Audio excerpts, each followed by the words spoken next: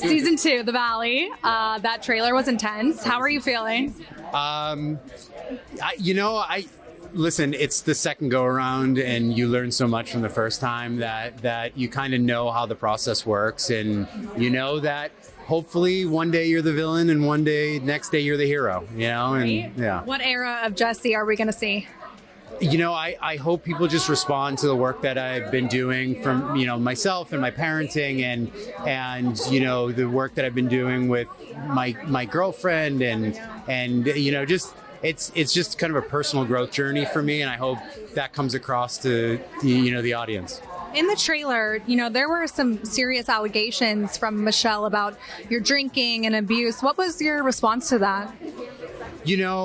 Michelle has her own experience, and I have my own experience, and I would never invalidate her. I think people are extremely intelligent where they know that trying to create a one-sided narrative, you can see right through that, and words don't mean as much as what, when you see what the camera shows, like that's what you should be hearing. What you see is what you should hear, because the words don't mean anything, and it's only a one-sided narrative. So, but she has her experience, and that's how she feels, and I can't invalidate that. Speaking of harsh words, you did call her a hooker in the trailer. Any regrets about saying that? What are we going to see?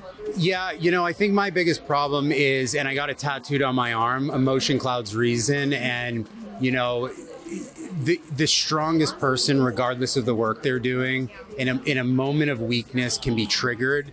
And there are certain words, like you can say I drink too much, you can say, oh, he's an alcoholic, but when you call somebody a drunk, that implies something a lot deeper, the messiness of it. And it was a triggering thing for me, because I'm trying to raise a little girl, and her mother is calling her father a drunk. And what is she going to end up trying?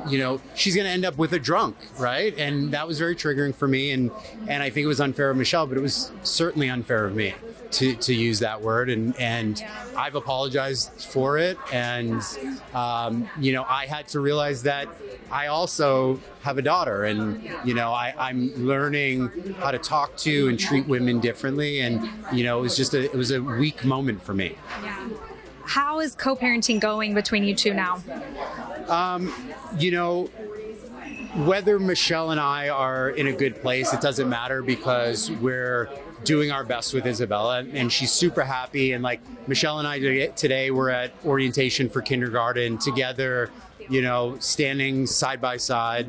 And we've, come to the agreement that we're putting her in a very safe position. We can pretty much make the decision of what we are going to do with her. And, I take her down to Newport quite a bit, and she's recently moved in with Aaron. And, so we are doing our best for her while we make a mess out of what's going on between the two of us.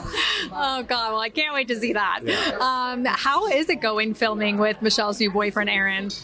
Aaron and I started off with a pretty good relationship. We had a fourth birthday party for Isabella last minute at my house, and I decided if I was going to invite Michelle, I might as well invite Aaron as well. And it was a chance for the four of us all to meet.